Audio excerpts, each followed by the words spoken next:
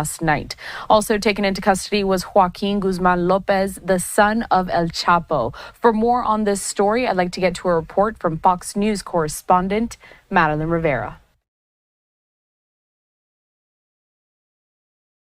Fentanyl is the deadliest drug threat our country has ever faced. Attorney General Merrick Garland underscoring the seriousness of the drug epidemic sweeping across the United States as he announces the arrest of two key leaders of the notorious Sinaloa drug cartel, Ismael Zambada Garcia, known as El Mayo, and Joaquín Guzmán López. Both men are facing multiple charges in the United States for leading the cartel's criminal operations. El Mayo, one of the cartel's alleged co-founders and long sought after by U.S. law enforcement, was unknowingly lured to the U.S. on a private plane Thursday under false pretenses by Guzmán López, the son of the cartel's other co-founder, El Chapo.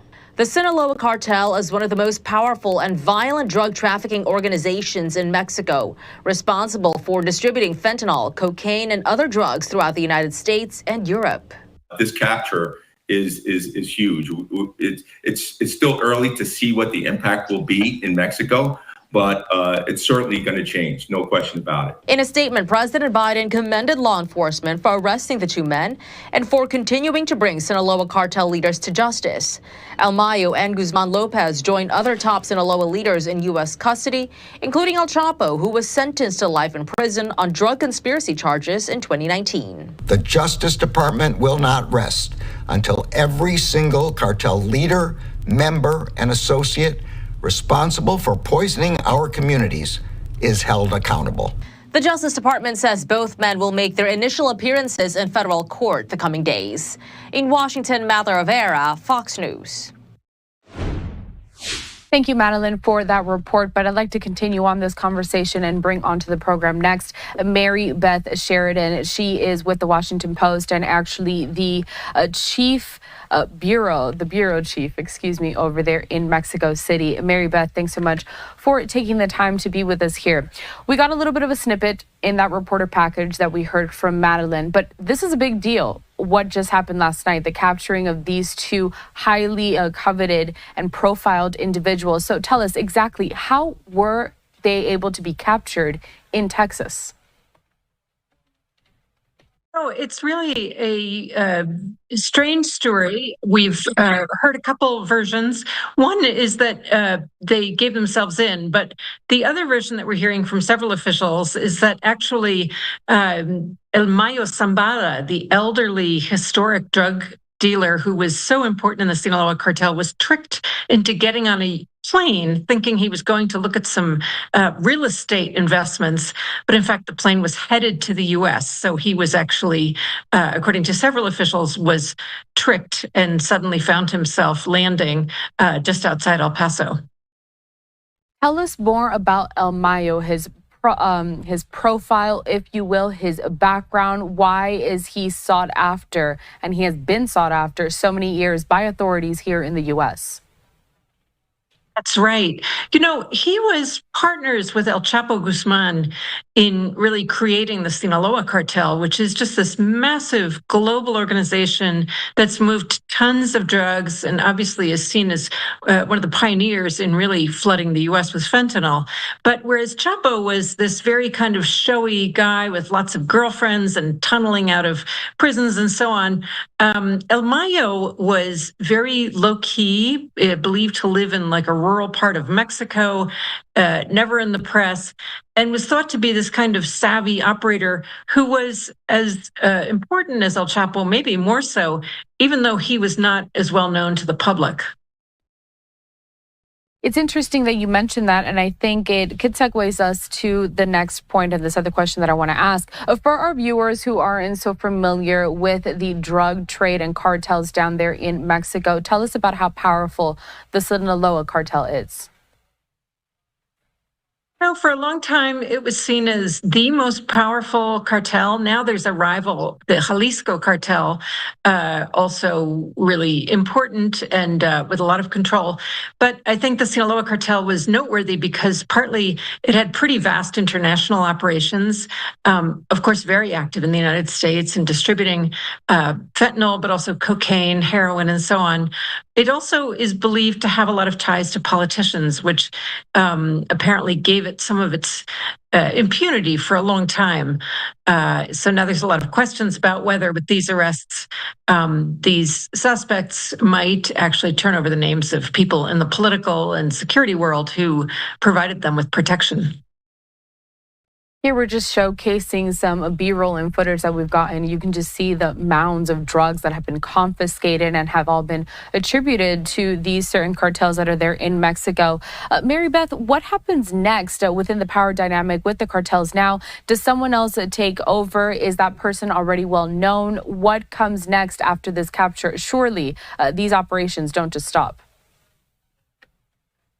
Right about that. So first of all, fentanyl is a drug that's relatively easy to make. And the thought is that there's actually lots and lots of small producers of fentanyl who would sell their product, so to speak, to the Sinaloa cartel. So they're still out there.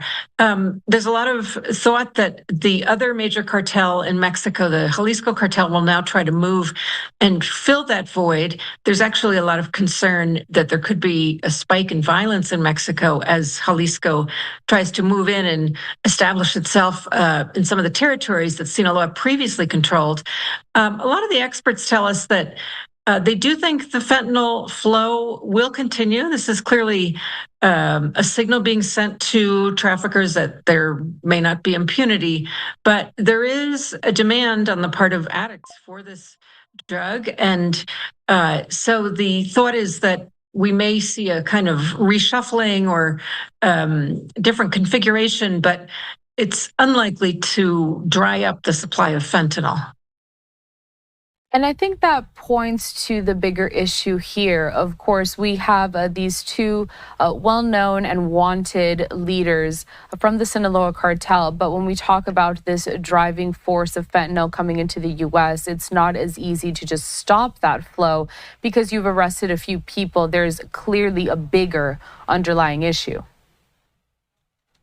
Correct. And in fact, one of the experts we spoke to said to us that the real sort of prize, so to speak, for the U.S. government in these arrests could actually be that they learn the names of Mexican officials who have provided impunity and a degree of security to these drug traffickers, because that is what allows them to produce their product and to move it through Mexico without big problems.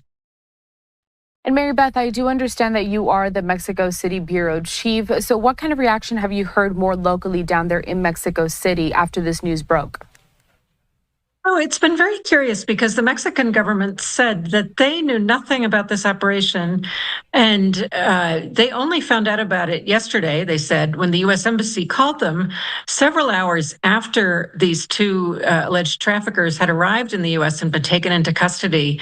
Only then did the Mexican officials learn about it, according to the information they've made public today. So the president and his security minister have been very sort of tranquil about it, saying, well, we always cooperate with the U.S. and we're happy to, but this was not something we had anything to do with. There are some officials who seem annoyed that the U.S. did not bring Mexico in on the information. I think that there always is worry in the U.S. government that if too many people find out about their operations against drug trafficking leaders, that word gets leaked and the operation gets foiled. So this may be one of those cases where the information was very closely held. But the reaction is not quite as strong as I probably would have anticipated. Part of that also could be that we were told by one official that a certain amount of the arrangements for this whole thing were made really in the United States, working through Ovidio Guzman, who is the brother of Joaquin, one of the men arrested yesterday. They're both the sons of El Chapo Guzman.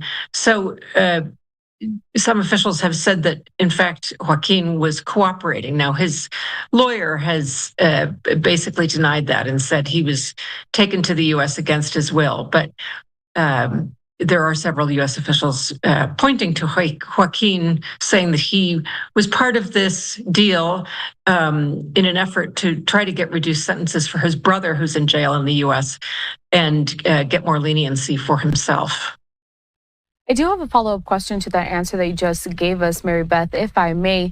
Within the reporting that you've done with these certain types of issues, have you witnessed a disconnect between American law enforcement and Mexican law enforcement? I mean, they're both trying to get to the same goal, no? Ooh, that's a tough one.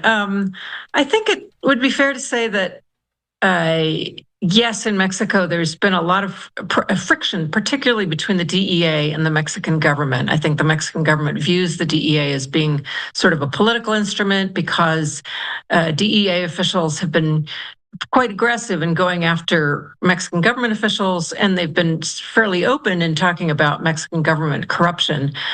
So that tension is there. I think it's fair to say that for many years, at least a part of the Mexican security apparatus really provided security for drug traffickers. So while there are certainly officials who've given their lives and worked hard to go after these groups, there is also a part of the state that has protected them, in exchange for bribes. So there's often some tension between the two sides because U.S. officials sometimes worry about who is corrupt and who isn't. Who can they trust?